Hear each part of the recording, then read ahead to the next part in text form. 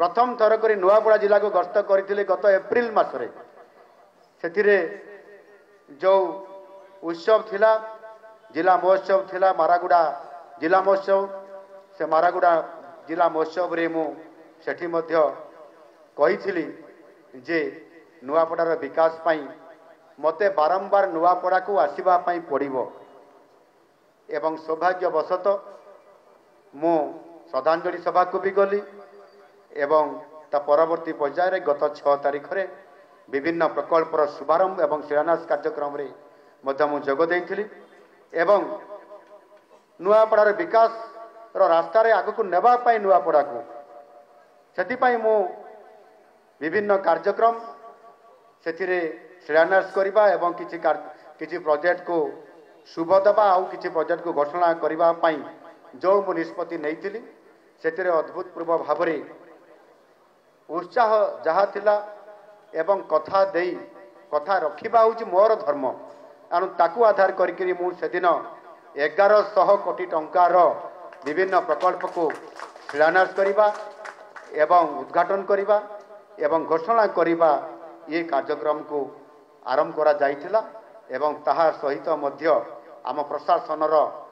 जेभली भाव रे लोकन को सेवा पहुंचेबा पई अनेक गुडे कार्यक्रम करिबा पई सेठी जो दिन मारागुड़ा महोत्सव थिला से दिन 320 कोटी टंकार प्रकल्पर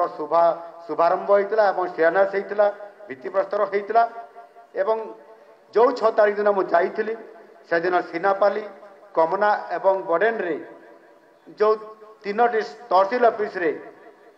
जमी जमा संक्रांतीय बिक्री बटा करबा पई जो सब रजिस्ट्रेशन ऑफिस रो नित्यांत आवश्यक एवं लोकंकर भी दाबी थिला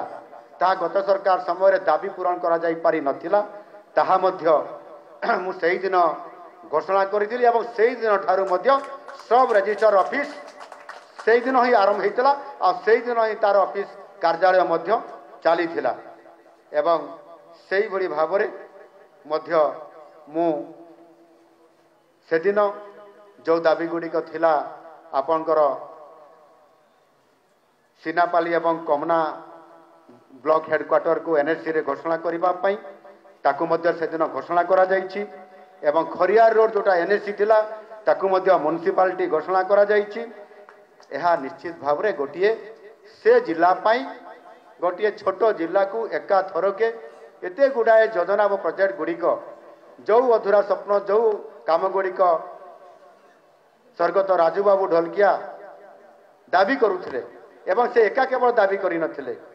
ये दाबी गुड़िक मध्य आमर पूर्वतन माननीय विधायक पूर्वतन सांसद बसंत पंडा मध्य दाबी करि आसुथिले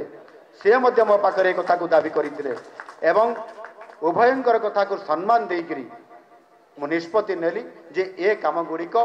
आवश्यकता अछि एवं सरकार ताकू कथा देइकरी कथा रखिबार ए बेल समय आसी एवं से डिक्लारेसन करागला मुझे समस्त को धन्यवाद देवी जे आज एभली एक कार्यक्रम रे आपण माने जोग देइछंती एवं आम समस्तंकर सेही गोटिए इच्छा रहू जे स्वर्गत राजू ढोलकिया जो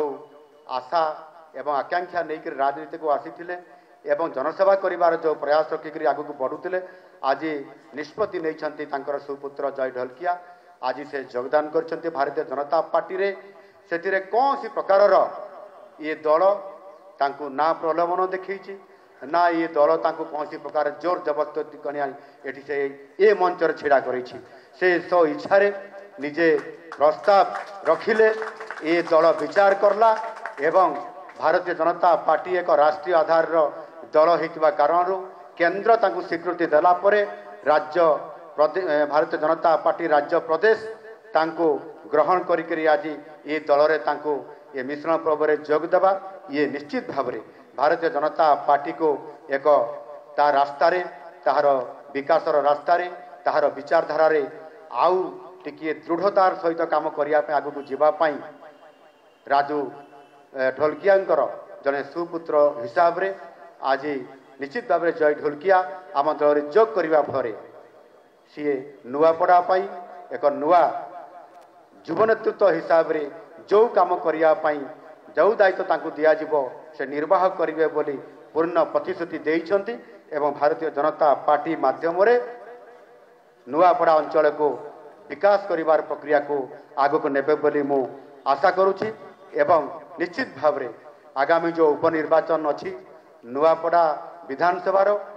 से प्रमुख भूमिका नहीं निश्चित भाव रे नुआपड़ा विकास मंग धरिबे बोली मु आशा प्रकट करी एवं तांको एथिरे आह्वान करी जे ये विचारधारा सहित लोकंकर जनसेवा